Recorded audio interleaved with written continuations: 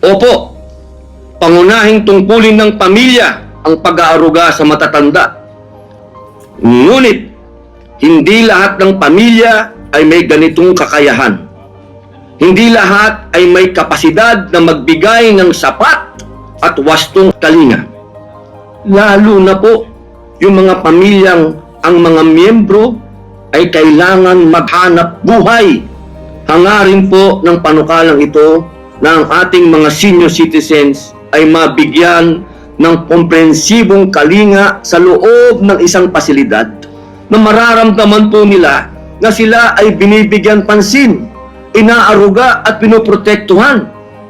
Sa pasilidad pong ito, sisiguraduhin po na bawat matanda ay mabubuhay ng komportable at higit sa lahat ay mabubuhay ng may dignidad.